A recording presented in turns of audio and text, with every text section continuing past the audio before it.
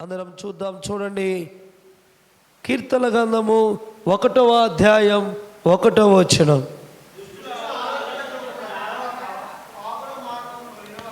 దుష్టుల ఆలోచన చొప్పున నడువక, పాపుల మార్గమున నిలవక, అపహాసకులు కూర్చున్న చోటు కూర్చుండక.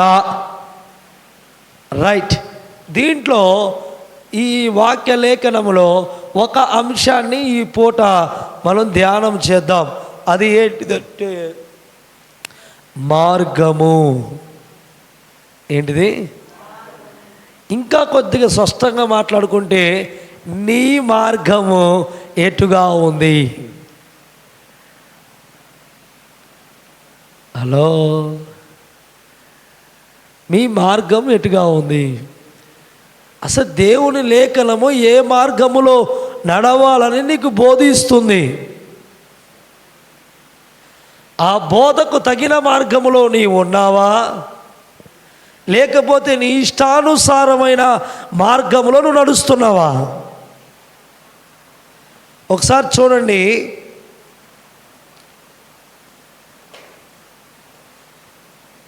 అదే 1వ కీర్తన 6వ చరణం. అంటే నీతిమంతుని మార్గము యెహోవాకు తెలియను, దుష్టుల మార్గము నాశనమునకు నరుపును. ఈరోజు నీ మార్గము నీతిమంతుని మార్గములాగుందా, దుష్టుని మార్గములాగుందా? నీ మార్గము దుష్టుని మార్గం అయితే ఏం జరిగిద్ది? నీ మార్గము నీతిమంతుని మార్గం అయితే ఏం జరిగిద్ది? లేదండి, మేము నీతిమంతులమే, మా మార్గము యథార్థమైనగా ఉంది, మేము దేవుని నీతిని అనుసారము చేసుకునే మా మార్గము ప్రభువులో ఉన్నది అన్నవారు చేతులెత్తండి. లేదు, మేము దుష్ట సాంగత్యం కలిగి దుష్టులతో కలిసి పాపులతో కలిసి కూర్చుని మాట్లాడి వారితో పానము చేసి వారితో విశేషమైన స్పందన కలిగి వారితో కలిసి మెలిసి వారితో ఎన్నడూ లేని బాంధవ్యాలు కలిగి ఉన్నావంటే నీ మార్గాన్ని బట్టి నీకు గమ్యము చేరేది.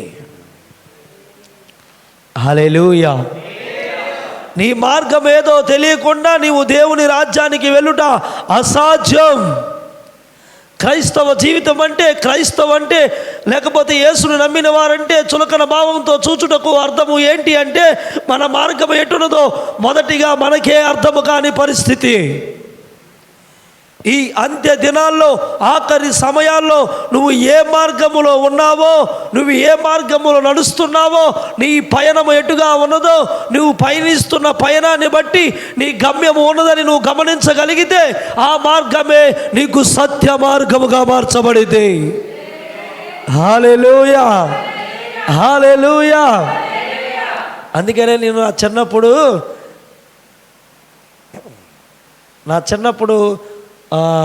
ఎప్పుడో ఒకడు అంటూ ఉండేవాడిని. బైబిల్ కాలేజీలో ఉన్నప్పుడు కూడా నాకు ఎప్పుడైనా వాక్యానికి ఇస్తే ఆ మాట చెప్తే ఒక అన్నయ్య అనేవాడు, బా యాకోబన్న, నువ్వు మాట్లాడిన మాట అంతటిలో ఆ మాట నాకు బాగా నచ్చేది అనేవాడు. ఏంటిదో అని అడిగా ఆయన్ని. అడిగితే ఆయన అంటాడు, నువ్వు చెప్తావు చూసావా, ఏ కులము కూడు పెట్టదో, ఏ మతము మంచిల్లిపోయేదో, యేసు అనే మార్గమే నిన్ను నిత్య జీవానికి నడిపించేది. హల్లెలూయా. కులాలని కొట్టుకుంటున్నారు, మతాలని తన్నుకుంటున్నారు, కానీ యేసు మార్గము, ఆయనే మార్గము. ఆయన ద్వారా తప్ప ఇంకా దేని ద్వారా నువ్వు ఆ స్వర్గానికి, పరలోకానికి, మోక్షపురికి చేరవు. హల్లెలూయా. కానీ ఆ మార్గంలో నడిచే నీవు ఎలా ఉండాలి, ఆ మార్గంలో నడుస్తున్న నీ కుటుంబం ఎలా ఉండాలి, ఆ మార్గంలో నిశ్చయముగా నడక సాగిస్తున్న నీ కుటుంబములో నీ కుటుంబ శైలి ఎలా ఉండాలని దేవుడు ఇష్టపడుతున్నాడు. అది ఈరోజు మనం మాట్లాడుకునే మాటలు. హల్లెలూయా. చూడండి ఒకసారి ప్రభువారు ఏమని ఆలోచిస్తున్నారో. 16వ కీర్తన 11వ చరణం. జీవ మార్గము. చాలు. ఏంటన్నా?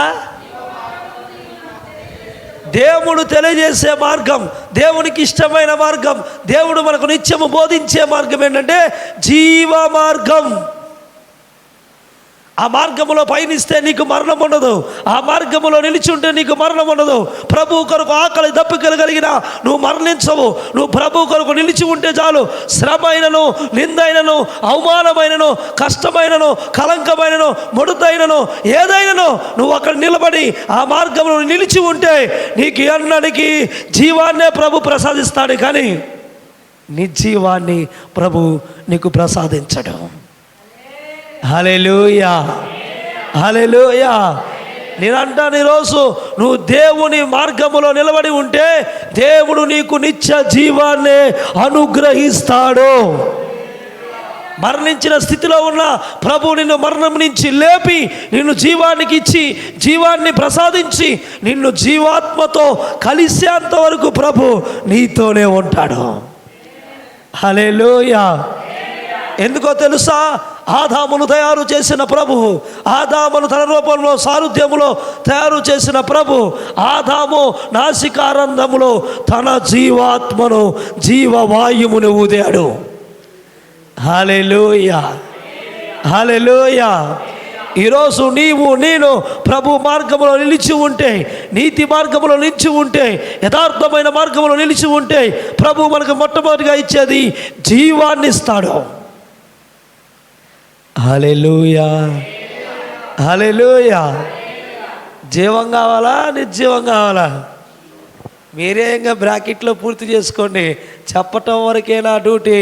మీరు గనక ప్రయత్నం చేయకపోయినా, దాన్ని ఫాలో కాకపోయినా, దాన్ని నీ జీవితంలో అనువదించుకోకపోయినా దానికి మీరే ఉత్తరవాదులు. హల్లెలూయా, హల్లెలూయా. సంఘ కాపరిగా నా పని ఏంటంటే నీ మార్గము తెలిసినప్పుడు ప్రార్థన చేయడం వరకే.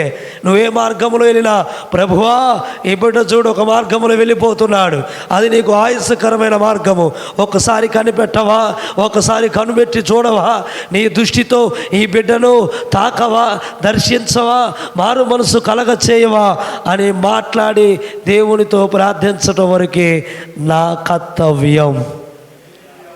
హల్లెలూయా. నీ స్థితిని, నీ మార్గాన్ని, నీ ఆలోచనలు, నీకున్న వ్యాధిని, నీకున్న సమస్తమును మార్చగలిగిన వాడు ఆయన మాత్రమే. హల్లెలూయా, హల్లెలూయా. చూడండి రెండో మాట, 17వ కీర్తన 5వ చరణం.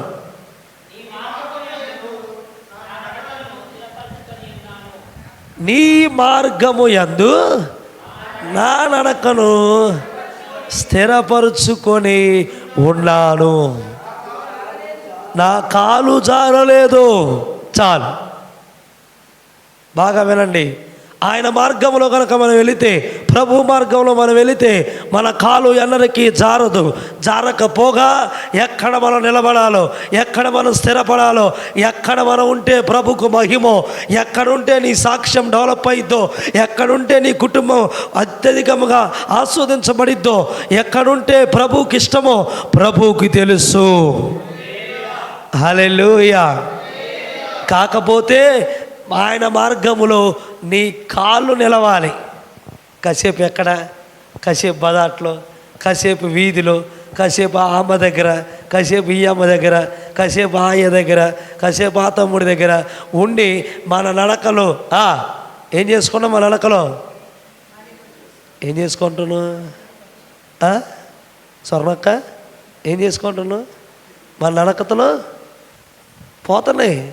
దేవుడు దావీదు భక్తుడు అంటున్నాడు, నా కాలు జారట్లేదు అంటున్నాడు. దేవుని మార్గంలో పోతే మనం దేవుని మార్గంలో ఉంటున్నాం, కానీ మన కాలు ఎక్కడ జారుతుందో, మన ఆలోచనలు ఎక్కడ పోతున్నాయో, మన ఎవరింటికి పోతున్నామో అస్సలు తెలియదు ఈరోజు. హల్లెలూయా. ఎవని ఇంటికి మనం వెళితే దేవునికి మహిమో, ఎవని దగ్గరికి వెళితే మహిమో నీకు దేవుడు తెలియపరుస్తూనే ఉంటాడు. కానీ నీకున్న జ్ఞానాన్ని బట్టి, నీకున్న దాన్ని ఏమంటారు, గర్వాన్ని బట్టి దేవుడు ఇవ్వాల్సిన మహిమను నువ్వు కోల్పోతున్నావు. హల్లెలూయా.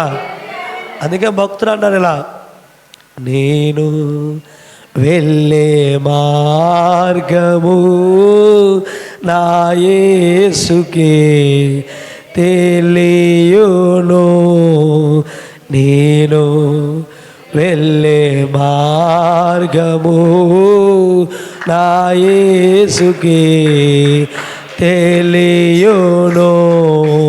శోధించబడిన మీదట నేను సువర్ణమై మారెదను. శోధింపబడిన మీదట నేను సువర్ణమై మారెదను. హల్లెలూయా హల్లెలూయా హల్లెలూయా ఆమేన్. హల్లెలూయా హల్లెలూయా హల్లెలూయా ఆమేన్. నేను వెళ్ళే మార్గము నా యేసుకే తెలియును. హల్లెలూయా. ఏంటంట, మనం ఎక్కడికి వెళ్ళినా మన మార్గము ప్రభువుకి తెలుసు. మన మార్గం ప్రభువుకి తెలుసు. మనం ఏం చేస్తాం అంటే, ఇప్పుడు శశి ఉన్నాడు అనుకుందాం, శశి ఉన్నాడు అనుకుందాం. వాళ్ళ అంతా అంటాడు, నాన్న ఇప్పుడే మా ఫ్రెండ్ దగ్గరికి వెళ్ళి వస్తా, వాడేదో పుస్తకం ఇస్తా అన్నాడు, దాంట్లో కొన్ని మంచి మంచి విషయాలు ఉన్నాయి, అవి చదువుకొని రేపు ఎగ్జామ్స్ రాయడానికి ఆ నోట్స్ కోసం వెళ్తున్నా అని చెప్పాడు. వెళ్తున్నాడు. ఈలోపు రైట్ గొంతులోకి వెళ్ళాల్సింది లెఫ్ట్ గొంతులోకి వెళ్ళాడు. ఎక్కడికి తేజ? ఎక్కడికి? రైట్ గొంతులోకి వెళ్ళాల్సింది లెఫ్ట్ గొంతులోకి వెళ్ళాడు. ఫ్రెండ్ను కలవాల్సింది ఫ్రెండ్నే కలిశాడు. ఫ్రెండ్ని కలవాల్సింది రైట్ గొంతులోనేమో అబ్బాయి, లెఫ్ట్ గొంతులో అమ్మాయి ఉంది. అబ్బాయి దగ్గరికి పోతేనేమో నోట్స్ ఇస్తాడు, అమ్మాయి దగ్గరికి పోతేనేమో పార్కు తీసుకెళ్ళేది. నోట్స్ చదివితేనేమో జీవితం బాగుపడిద్ది, అమ్మాయితో పార్క్కి వెళ్తేనే జీవితం పతనం అయిపోద్ది. దేవునికి ఇష్టం వచ్చిందేమో నోట్స్ చదువుకొని ఆ మార్గంలో తిన్నగా ఉంటుంది దేవునికి ఇష్టమైతే, ఆయనకి ఇష్టం వచ్చిందేమో పార్క్కి వెళ్ళి ఎంజాయ్ చేయటం ఆయనకి ఇష్టం వచ్చింది. హల్లెలూయా. ఇంతకు మీకు ఇష్టం వచ్చింది ఏందో? పార్క్కి వెళ్తారా? ఎంజాయ్ చేస్తారా? చదువుతారా? దేవునితో ఉంటారా? చెప్పడం తేలికే. మానవ నైజం ఏంటంటే, నోరు అందరు ఉన్నప్పుడు మంచి మాట్లాడిద్ది, ఎవరు లేనప్పుడే దాని స్వరూపం బయటపడిద్ది. మామూలుగా బయటపడదంట, తెలుగులో ఉన్నాయన్నీ తెలిసిపోతాయి. హల్లెలూయా హల్లెలూయా. రైట్, చూడండి, కొద్ది కిందకి వెళ్దాం. 18వ కీర్తన 32వ చరణం, త్వరగా. 18వ కీర్తన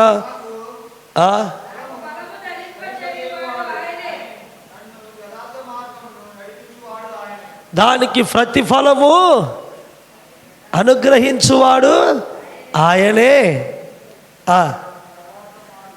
యథార్థ మార్గములో నడిపించువాడు. ఇప్పుడు నీకు నష్టం వచ్చిందా? నీకు కష్టం కలిగిందా? నీకు బాధ కలిగిందా? అయితే నువ్వు నడిచే మార్గములో నిన్ను నడిపించేవాడు ప్రభు కాదు. యథార్థమైన మార్గంలో నడిపించడానికే ప్రభువు నేను చూసేది, నీ వైపు గురిపెట్టేది. కానీ మనం ఏం చేస్తామంటే, వంకరి మార్గంలోకి వెళ్ళి మనకున్నవన్నీ మనం కోల్పోతాం. మనశ్శాంతిని కోల్పోతాం, ఆరోగ్యాన్ని కోల్పోతాం, దానికి మించి ధనాన్ని కూడా కోల్పోతాం. జీవితాన్నే మనం కోల్పోయే పరిస్థితిలోకి ఆ వంకరి మార్గం మనని నడిపించిద్ది. హల్లెలూయా. లోయలల్లా పూడ్చబడాలి, కొండలు కోనలు కదలిపోవాలి, వక్ర మార్గము సక్రమవ్వాలి, గరుగు మార్గమును పోవాలి, గరుకు మార్గమును పోవాలి. రాజు వస్తున్నాడు ఆయుధమౌదాం, యేసు వస్తున్నాడు ఎదురు వెళ్ళుదాం.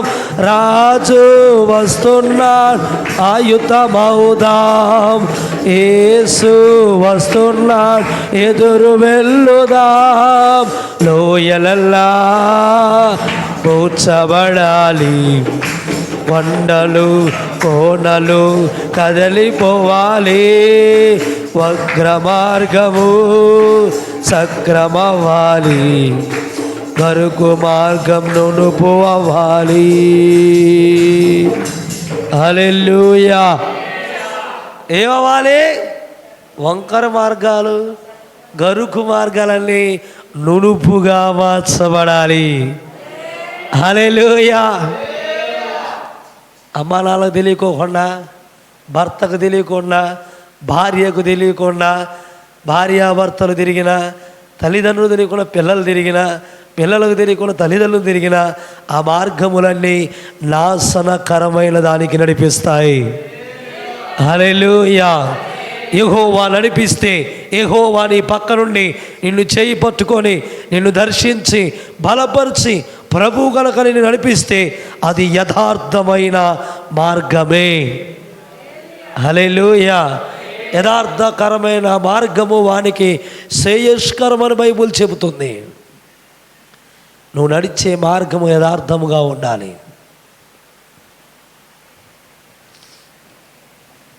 నాకు తెలిసిన ఒక స్నేహితుడు ఉన్నాడు, వానితో ఇంకొక స్నేహితుడు ఉన్నాడు.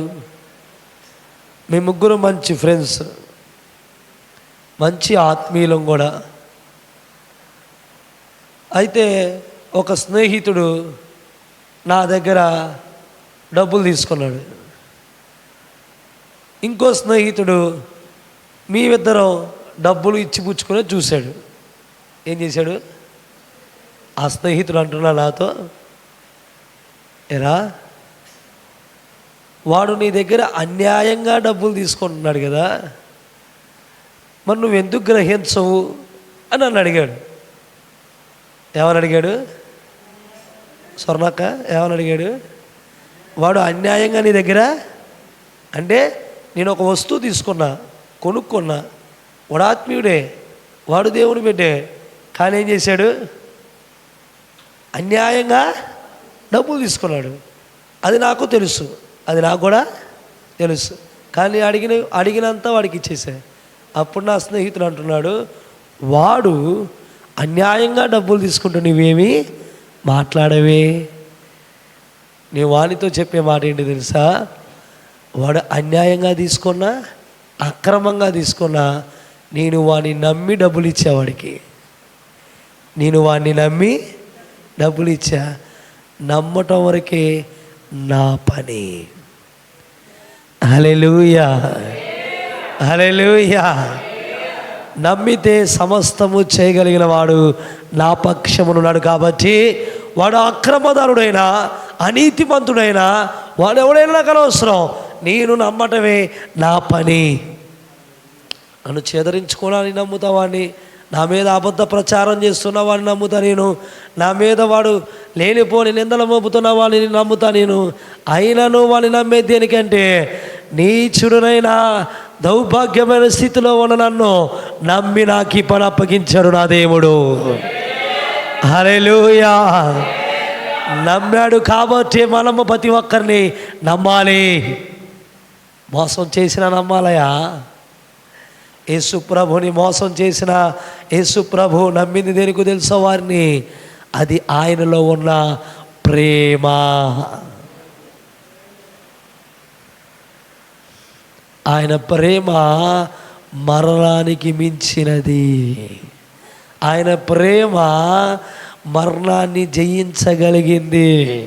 ఆయన ప్రేమ నిన్ను నన్ను మరణము నుంచి తప్పించగలిగిన ప్రేమది. హల్లెలూయా. అంత గొప్ప ప్రేమ పూర్ణుడైన ప్రభు మన పక్షంలో ఉన్నాడు కాబట్టి మనం నడిచే మార్గము ఆయనకిష్టమైన మార్గంగా ఉండాలి. హల్లెలూయా. ఇప్పుడు మన మార్గాలు చూద్దాం ఎలా ఉంటాయో. చూడండి ఒకసారి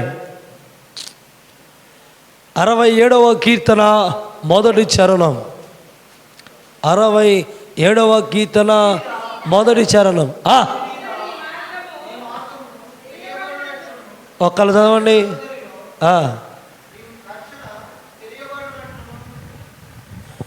ఎలా ఉండాలి నీ మార్గం? స్పష్టంగా చదవండి. భూమి మీద నీ మార్గము తెలియబడునట్లు అన్యజనులందరిలో. అదే నీ మార్గము అన్యజనుడికి తెలియాలి. ఇన్ని రోజులు నీ మార్గం ఎలా ఉందో నాకు తెలియదు, కానీ ఈరోజు ప్రభు నీతో స్పష్టంగా మాట్లాడుతున్నాడు.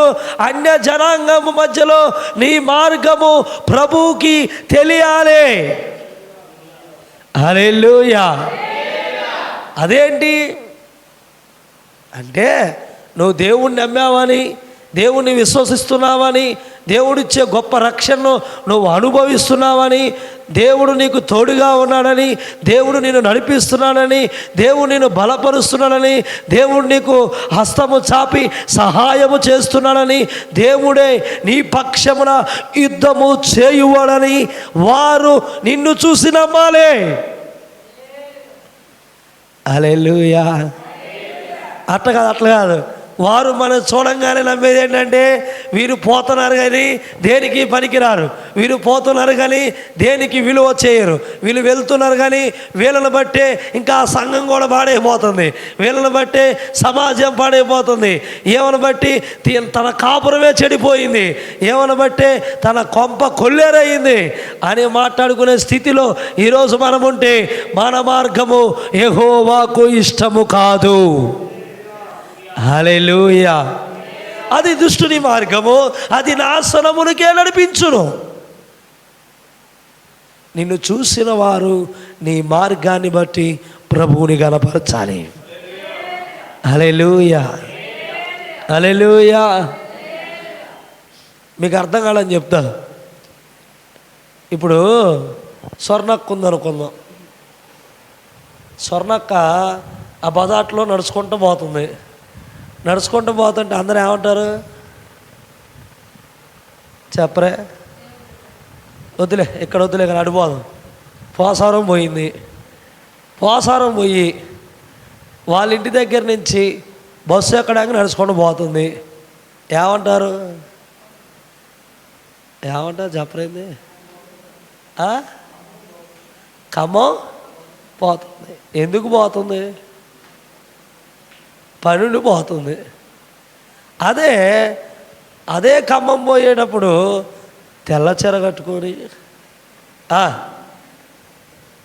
కట్టుకొని బైబుల్ సంఖ్యలో పెట్టుకొని మంచిగా ఒక హ్యాండ్ బ్యాగ్, తెల్ల హ్యాండ్ బ్యాగ్ ఒకటి పెట్టుకొని పోతుందనుకో, అప్పుడేమంటారు? అరే సేటమ్మ గారు చర్చికి వెళ్తున్నారా? ఎక్కడికి వెళ్తున్నారు? ఇది అన్యజనాంగం నిన్ను గమనించుట. నీ వస్త్రధారణలో ఉండాలి, నీ క్రియల్లో ఉండాలి, నువ్వు పరివర్తన చెందావని ప్రజలు నిన్ను గమనించాలి. హల్లెలూయా. ఒకప్పుడు ఒక స్నేహితుడితో పరిచయం ఉంది. ఆ స్నేహితుడితో వెళ్ళినప్పుడల్లా మాటికి వాడిని తిడుతూ వాడిని కొడుతూ ఆనందించే మనం ఇప్పుడు వాడి దగ్గరికి వెళ్ళగానే వాడు మన్ను చూసి వాడు దేవుణ్ణి చూసినట్లుగా మనం ప్రవర్తించాలి. మన దగ్గరికి వెళ్ళినప్పుడు, అయ్యా నేను బాప్తిసం తీసుకున్నా, ఎంతో ముందలాగా నీతో సిట్టింగ్ వేయలేవను. తేజ అదేనా? ఎంతో ముందలాగా నీతో సిట్టింగ్ వేయలేవను, ఇంతకు ముందలాగా నేను నీతో పాటు సెకండ్ షోకి సినిమాకి రాలేవను. ఎందుకో తెలుసా? ఇప్పుడు నేను ప్రభువుని నమ్ముకున్నాను. దయచేసి అటువంటి వాటి గురించి నా దగ్గర మాట్లాడద్దు. ఏదైనా కుశల ప్రశ్నలు అడిగితే దానికి సమాధానం చెప్పగలను. నీవు కూడా చెబితే దానికోసం నేను ప్రార్థించగలను. హల్లెలూయా.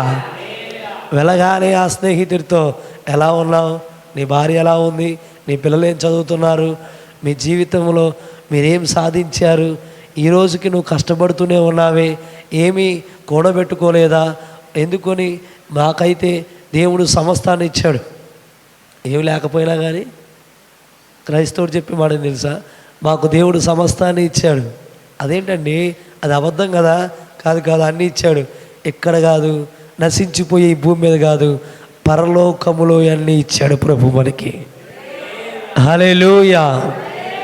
పరలోకములో నశించని బంగారాన్ని ఇచ్చాడు, నశించని కిరీటాలు ఇచ్చాడు, నశించని సింహాసనాలు ఇచ్చాడు, కొట్టుకొని పోని రోడ్లు ఇచ్చాడు. హల్లెలూయా. కాకపోతే నీ రక్షణ, నీ యథార్థత, నీ మార్గము అన్యజనులు చూసినప్పుడు నీవు దేవుని బిడ్డవని గమనించగలగాలి. హల్లెలూయా.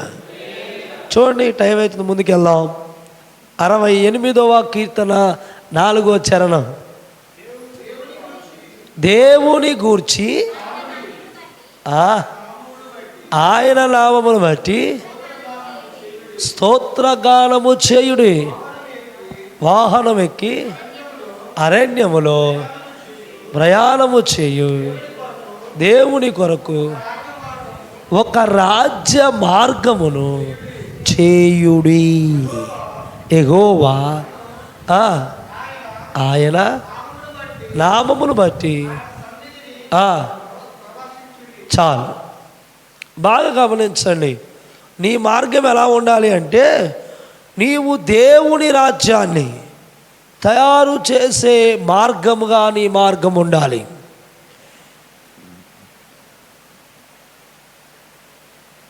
ఎలా ఉండాలి?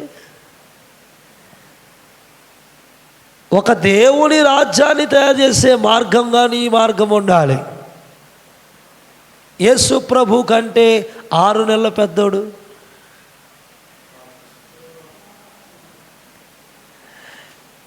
ఎలిజబెత్ కుమారుడు,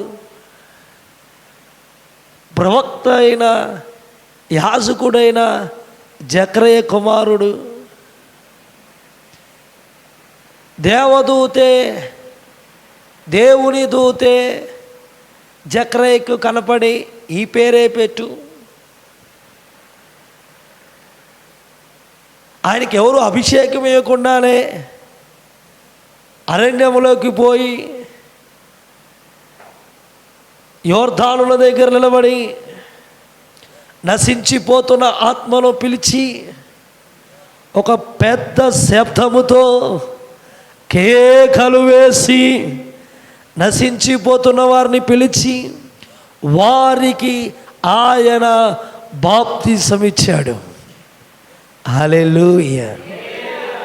యాజకులు పరిసయ్యులు వచ్చి, ఏం పనయ్యా ఇది, ఏం చేస్తున్నావు నీవు, ఇది ఎక్కడైనా ఉన్నదా అని అడిగితే బాప్తిసం ఇచ్చి యోహాను చెబుతున్న మాటలు ఇవి: ప్రభు మార్గమును సరళపరచుటకు నేను పని చేస్తున్నాను. హల్లెలూయా. అన్యజనులను గుర్తించినప్పుడు, అన్యజనులను దేవుని మహిమార్థము నిన్ను దేవుడు ఎన్నుకున్నాను గుర్తించినప్పుడు నీవు చేయాల్సిన పని ఏంటో తెలుసా? దేవుని మార్గమును, దేవుని రాజ్య మార్గమును, దేవుని పరలోక ద్వారమును నువ్వు సరళపరచగలగాలి. అంటే ప్రజలను నడిపిస్తూ ఉన్న స్థితిలో, పరిస్థితిలో, ఆ మార్గములో నువ్వు పంపిస్తూనే ఉండాలి, నువ్వు నడిపిస్తూనే ఉండాలి. ఒకరిని చేర్చుకున్న తర్వాత ఈ మార్గం ఇరుకైనదే, కానీ ఆఖరిలో ఇది విశాలమైనది. హల్లెలూయా. ఒకని వెనకాల ఒకడు దేవుని రాజ్యములోకి వెళ్ళేంత వరకు నువ్వు ప్రయాసపడాలి. నీ ప్రయాసం ఏంటో తెలుసా? ఏమి సంపాదించుకుందామా, ఏమి తిందుమా, ఏమి ధరించుకుందామా, ఎలా సుఖభోగములు అనుభవించుదామా. ఈరోజు అన్నం తిన్న మనము, ఈరోజు సాంబార్ తినే మనము రేపేం తినాలని ఆలోచించకూడదు.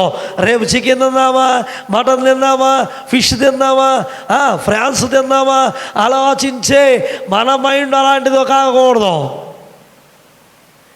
మన మైండ్ ఎలా ఉండాలి అంటే, మన ఆలోచన ఎలా ఉండాలి అంటే, మన ప్రవక్తన ఎలా ఉండాలి అంటే, ఈరోజు నీ ఒక్కదాన్నే మందిరానికి వచ్చాను, రేపు నా భర్త రావాలి, రేపు నా కుమారులు రావాలి, రేపు నా బంధువులు రావాలి, రేపు నా స్నేహితులు రావాలి. అగో నేను వస్తున్న ప్రతి వారము నాతో ఒకడు దేవుని రాజ్యములకు రావాలి. హల్లెలూయా. ఇది కదా దేవుని రాజ్య విస్తరణ. హల్లెలూయా. నాతో వచ్చి ముగించిపోకూడదు, నేను వచ్చి సమృద్ధి పడకూడదు, నేను వచ్చి సుఖపడకూడదు. చెప్పాలి, చెప్పినంత కాలము చెప్పాలి, మరణించే వరకు చెప్పాలి. మరణించిన తర్వాత నీ ఆత్మ కూడా వాని కొరకు విజ్ఞాపన చేయగలగాలి. హల్లెలూయా, హల్లెలూయా. మన పితరులు అయిన వారు ఆదాము మొదలుకొని ఇప్పుడు వరకు మన ఆత్మీయ యాత్రలో ముగించబడి ప్రభు సన్నిధికి చేరిన వారందరూ చేసే పని ఏంటో తెలుసా? వారు చేసే ప్రార్థన ఒకే ప్రార్థన. విశ్రాంతి స్థలములో వారు చేస్తూ విశ్రాంతి కలుగుతూ వారు చేయుచున్న పని ఏంటో తెలుసా? ప్రార్థన. సత్యస్వరూపి అయినా మా ఆత్మదేవుడైన ప్రభువుకి వారు చేస్తున్న విజ్ఞాపన ఏంటి తెలుసా? ఎందాక మీ బాధను అనుభవించేదమో మాకు తీర్పు తీర్చవా. ఏంటన్నా, నువ్వు బతుకుతున్న కాలమంతలో నువ్వు ఎంతమందిని దేవుని సన్నిధికి తీసుకొని వచ్చావు? దేవుని రాజ్యానికి విస్తరణలో నీ భాగం ఎంత? టైంలో దశభాగం, సంపాదనలో దశభాగం ఇవ్వగలుగుతాం. ఆత్మానుసారంగా నీలో దశమ భాగమైన నీ తోటి సహోదరుని దేవుని సన్నిధికి తీసుకొచ్చే విషయంలో మనం ఇవ్వలేము, కానీ ఇవ్వాలి. ఇచ్చే ప్రయత్నం చేయాలి. నువ్వు చేసే చిన్ని ప్రయత్నమైనా అది ప్రభు దృష్టిలో మహా శక్తి కలిగిన ప్రయత్నంగా మార్చబడితే. హల్లెలూయా, హల్లెలూయా, హల్లెలూయా.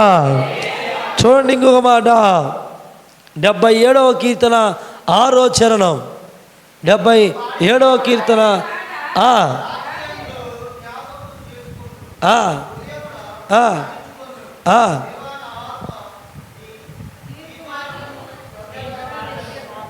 ఏంటంట? నా ఆత్మ నీ తీర్పు మార్గమును శ్రద్ధగా వెతికిద్దంట.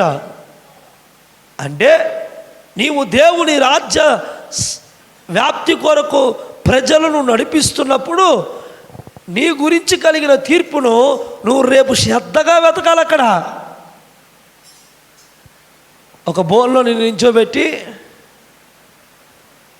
ఎన్నావు అన్నాక ఎక్కడ బోన్లో కోర్టులో నించోబెడితే ప్రభు సింహాసనం మీద నువ్వు కూర్చొని, నువ్వా దేవుడా? సింహాసనం మీద ఎవరు కూర్చోవాలి? మరి మాట్లాడరే. దేవుడు కూర్చొని ఇటు పక్కగా అన్నక్కని అటు పక్కగా పుష్పమ్మ గారిని పెట్టి మధ్యలో యేసు ప్రభువుని తండ్రి అయిన దేవునితో వాగ్వాదం పెట్టుకుంటున్నాడంట. ఏంటి అని అడిగితే, ఏం లేదయ్యా, ఏ రోజైనా ఈ పుష్పమ్మ గారు ఈ అన్నక్కింటికి వెళ్ళిందా? ఎవరు చెప్తున్నారు ఈ మాట? యేసు ప్రభు.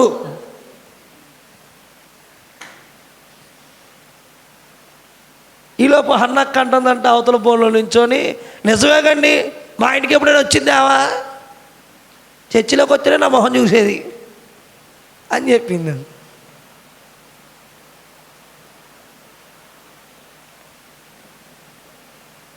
పుష్పమ్మ గారు అనేది లేదు లేదు లేదు లేదు, రోజుకి 4 సార్లు చూస్తున్నా ఆ మొహాన్ని నేను. ఈలోపు యేసుప్రభు అంటాడు, ఎక్కడెక్కడ చూసావమ్మా? చేనికి వెళ్ళేటప్పుడు చూశాను, మళ్ళీ వచ్చేటప్పుడు చూశాను, సాయంత్రం బడ్డీ కొట్టు దగ్గర పందారు కొనుక్కునేటప్పుడు చూశాను, రాత్రి మేము ఇద్దరం కలిసి ఒకళ్ళింటికి నాటికి చూడటానికి వెళ్తాం, ఆ నాటికి దగ్గర మొహాన్ని చూశాను నేను. రోజుకి ఎన్నిసార్లు చూశాను? 4 సార్లు చూస్తున్నాను ప్రభు. మళ్ళీ ఇద్దరికి మధ్యవర్తి ప్రభు. హల్లెలూయా. నేను చెప్పే మాట మీకు నవ్వులాటగా ఉండొచ్చు, కానీ రేపు జరిగేది ఇదే తీర్పు. హల్లెలూయా హల్లెలూయా. అదే బోన్లో నన్ను నించోబెట్టి, నా ఎదురుగా శశిని నించోబెట్టి, యేసు ప్రభు తండ్రి అయిన దేవునితో ఎలా చెప్తున్నాడు అనుకుందాం.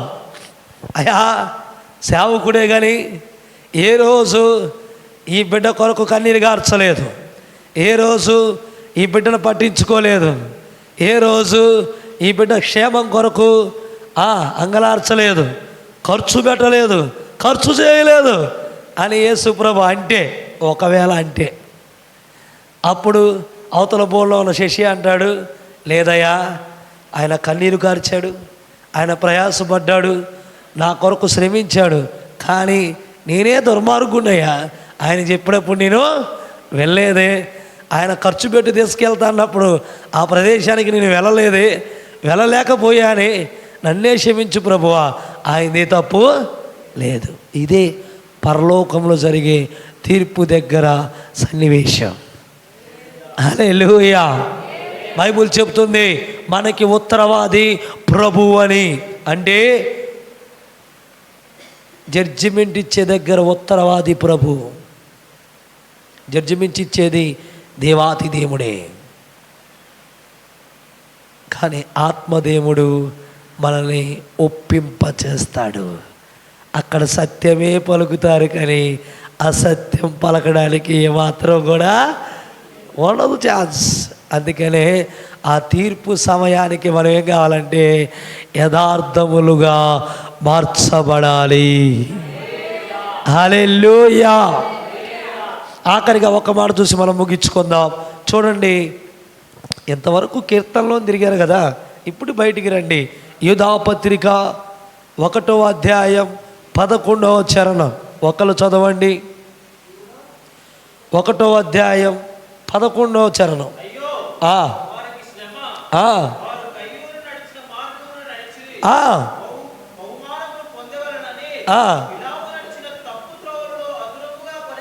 చాలు, ఆ కింద కూడా చదువు, ఇంకా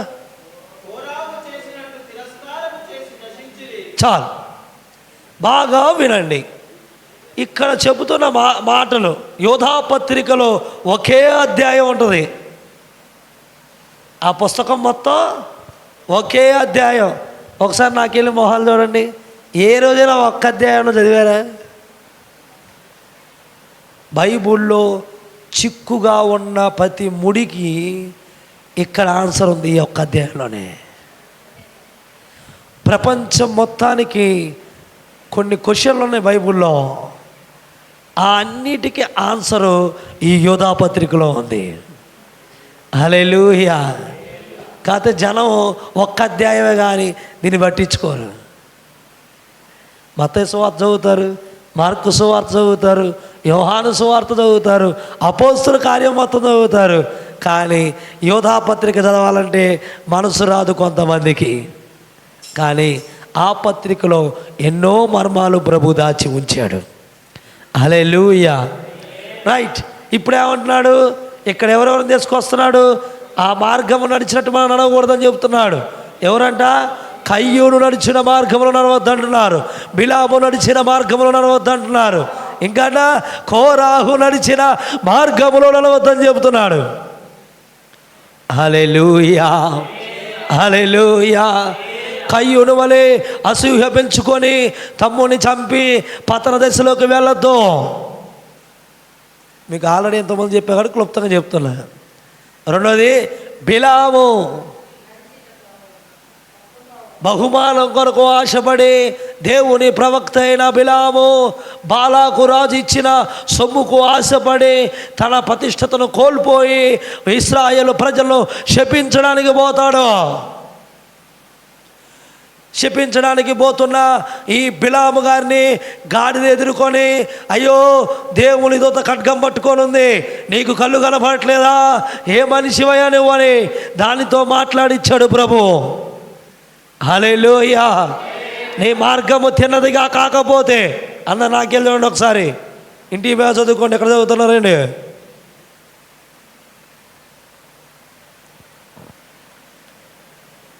బిలాం అంట అక్కడ జరిగిన సిచ్యువేషన్ మీకు అర్థం కావడానికి నా మాటలో చెప్తే వినండి.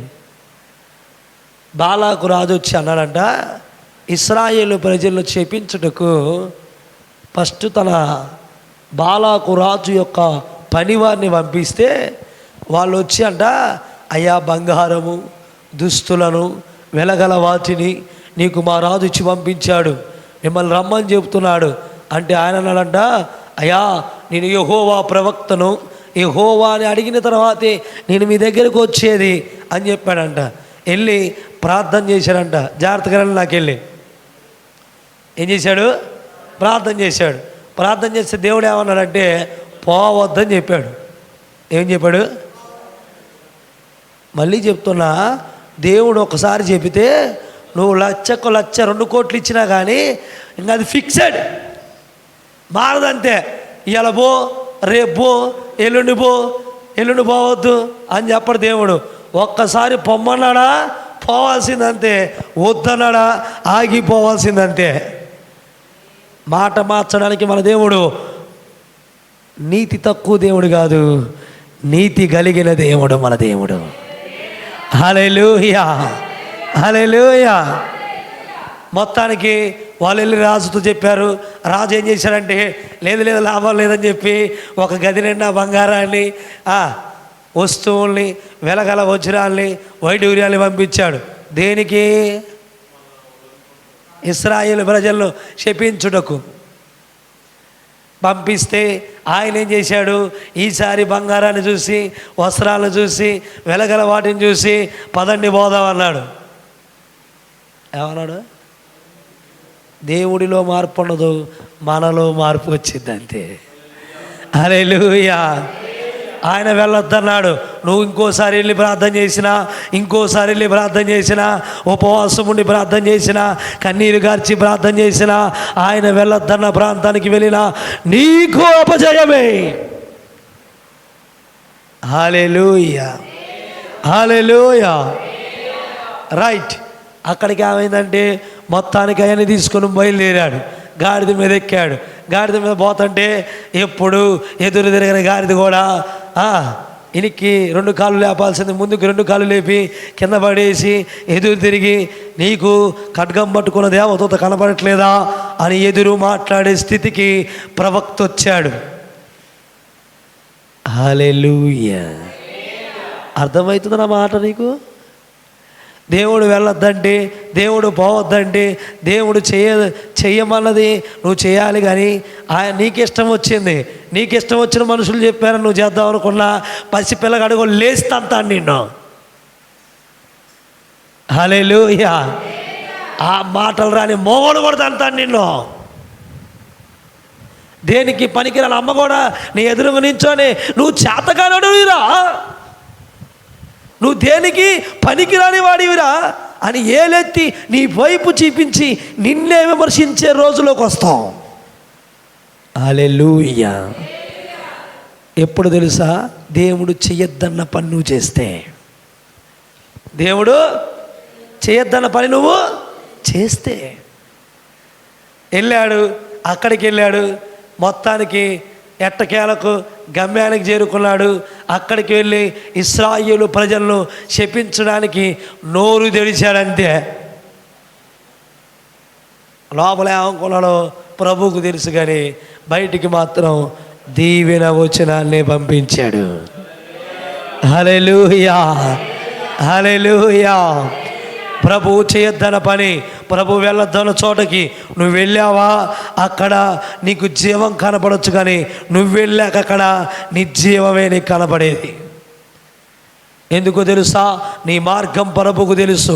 నువ్వు ఏ మార్గంలో వెళితే నువ్వు జీవిస్తావో, నువ్వు ఏ మార్గంలో నడిస్తే నువ్వు ఆధ్యాత్మికంగా ఎదుగుతావో, నువ్వు ఏ మార్గంలో నడిచి నువ్వెక్కడ ఉంటే దేవునికి మహిమో, నువ్వెక్కడ ఉంటే దేవుని నామం గణపరచబడిద్దో, నువ్వెక్కడ ఉంటే దేవునికి ఇష్టమో దేవునికి తెలుసు. హల్లెలూయా. మా అమ్మకు తెలుసు, మా అయ్యకు తెలుసు, మా బాబాకి తెలుసు, మా పిన్నికి తెలుసు అని మనం అనుకుంటావు, కానీ అన్నీ తెలిసిన వాడు ఒకడు ఉన్నాడే. ఏ ప్రాంతానికి నేను వెళ్ళాలో వాడినే అడుగుదాం, ఆయన్నే అడుగుదామని ఏ రోజైనా ఆలోచించావా? నీ నిర్ణయం చొప్పున నువ్వు తీసుకుంటున్న నిర్ణయాలు నీ ఇష్టమని నువ్వు అనుకుంటున్నావు, కానీ నీ జీవితంలో దేవుని నిర్ణయమే సిద్ధింపబడాలి. హల్లెలూయా. చెయ్యి ప్రార్థన, మోకరించు, ప్రార్థన చేయి. ఏ ఊరు వెళ్ళమంటావో చెప్పు, ఏ ప్రాంతానికి వెళ్ళమంటావో చెప్పు, ఏ ఇంటికి వెళ్ళమంటావో చెప్పు, ఎవరి దగ్గరికి వెళితే ఆత్మరక్షణ పొందితో చెప్పు. అప్పుడు వారి దగ్గరికే నేను వెళతాను అని మోకరించి కన్నీరు కార్చి ఉపవాసము నీ ప్రార్థన చేయి. అప్పుడు ప్రభు నీకు స్వప్నము ద్వారానో, దర్శనము ద్వారానో, వాక్యము ద్వారానో, నీ సేవకుడి ద్వారానో నీకు సత్యాన్ని బయలుపరుస్తాడు. హల్లెలూయా.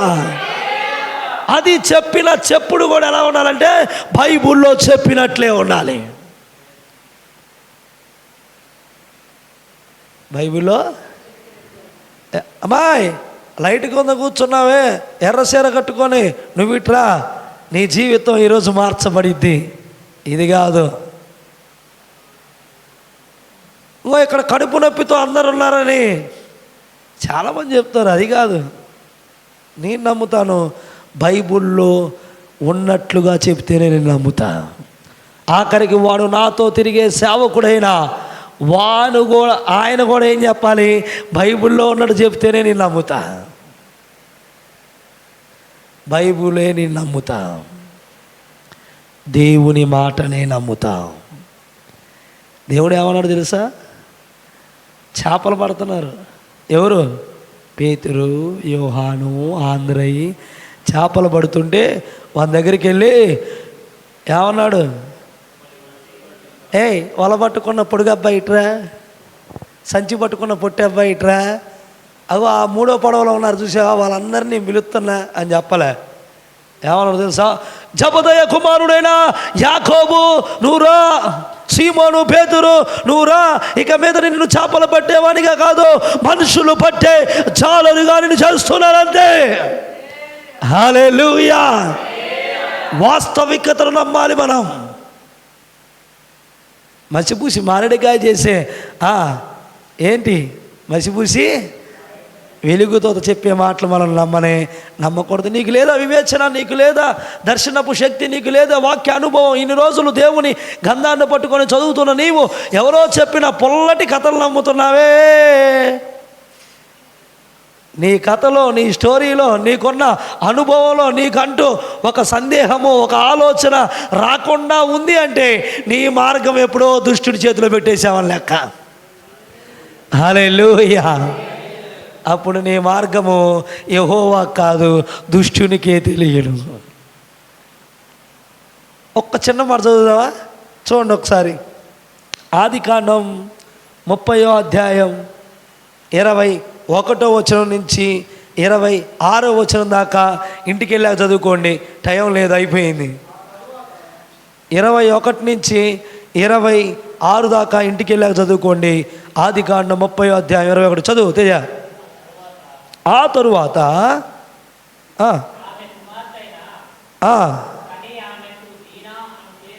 ఆమె ఒక కుమార్తెను కని ఆమెకు దీనా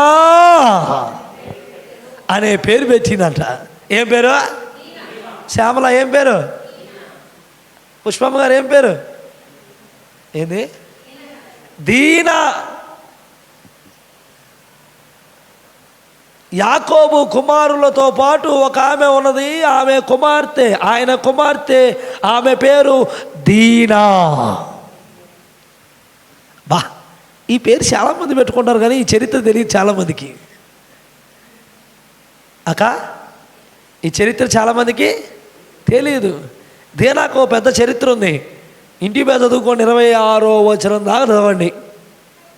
చదివితే ఆమె అంట ఒక ప్రాంతాన్ని, ఒక రాజ్యాన్ని చూడటానికి పోయిందంట. అందంగా ఉందని.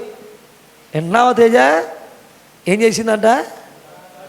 చదవండి, ఇంకెందుకులే కానీ టెన్షన్. కానీ 34:1 ఆదికాండం 34వ అధ్యాయం 1వ వచనం.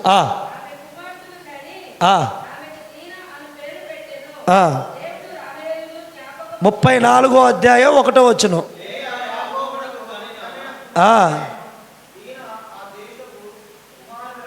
ఏంటంట? ఆ దేశపు కుమారులను చూడాలి. సిగ్గులేదు నీకు? దేవుడు నిన్ను ఎక్కడుంచాడో ఆ ప్రాంతంలో నువ్వు ఘనత పొందితే అది దేవుని ఘనత. ప్రయాసపడి పరిగెత్తి పరిగెత్తి పరిగెత్తి పరిగెత్తి పరిగెత్తి పాలు తాగేదా కానీ నిలబడి నీళ్ళు తాగమని మన పెద్దలు చెప్పింది దేనికి అనుకున్నావు? ఇదే. నువ్వు ఎక్కడున్నావో ఆ స్వదేశంలో, నువ్వు ఎక్కడున్నావో ఆ ప్రాంతంలో నువ్వు ఘనత పొందుతుంటే ప్రజలు ప్రభువుని గలపరుస్తారు. హల్లెలూయా, హల్లెలూయా. నేను మా నాన్న నాకు ఊహ తెలిసిన కాంచి మా నాన్న మా ఊరిలో ఉన్న తక్కువ. నేను కొద్దిగా పెద్ద ఉన్నప్పుడు నా మాట మా నాన్న నేను స్టేజ్కి వచ్చినప్పుడు మా నాన్నతో నేను ఒక మాట చెప్పేవాడిని, నాన్న ఎక్కడెక్కడో తిరిగి బిర్యానీ తినేదానికంటే మన ఇంట్లో మనం కూర్చొని సద్దన్నం తింటాం మంచిది నాన్న అని చెప్పేవాడిని. అర్థమైంది నా మాట? మన ఇంట్లో ఒక ముద్దలో కారం వేసుకొని తిన్నంత ప్రశాంతత ఎక్కడ దొరకదు మనకి. హల్లెలూయా, హల్లెలూయా. ఈ దీన, దేవుని బిడ్డ అయిన ఈ దీన అక్కడున్న కుమారులు కుమార్తెలు నచ్చారు, చూస్తానికి బాగున్నారు, చూడదాము అసలు ఆ ప్రాంతం ఎలా ఉంది, ఆ ప్రదేశం ఎలాగుందని వెళ్ళింది. ఏమో నచ్చితే ఏమో చూస్తే మిగతాలు చూడకుండా ఉంటారా? ఏమో బాగుందని ఆ రాజుగారి కుమారుడు ఏమో వైపుగా కన్నేశాడు. ఏయటమే కాదు, ఆమెతో మాట్లాడాడు, ఆమెను తీసుకొని వెళ్ళాడు, ఆమెతో చేయకూడదు చేశాడు. చేసిన తర్వాత ఏమైందంటే ఆ విషయాన్ని వచ్చి ఎవరు చెప్పిందంటే వారి నాన్నగారైన యాకోబు గారికి, అలాగే వారి అన్నతమ్ములైన తన అన్నతమ్ములకి ఈ విషయాన్ని తెలియపరిచింది. వాళ్ళు ఏం చేశారు తెలుసా మీకు?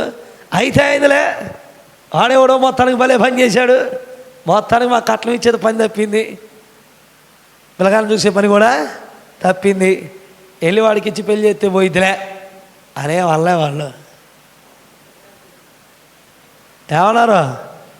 ఎంత ధైర్యం ఉంటే వాడు ఇశ్రాయేలు ప్రజలైన మనల్ని సున్నతి లేని వాడు మన అమ్మాయిని దాకటం వాడికి ఎంత ఉన్నారు వాడికి అని చెప్పి అన్నలందరూ కత్తులు ఒకళ్ళు కటారులో ఒకళ్ళు పట్టుకొని పోదామండ్రా,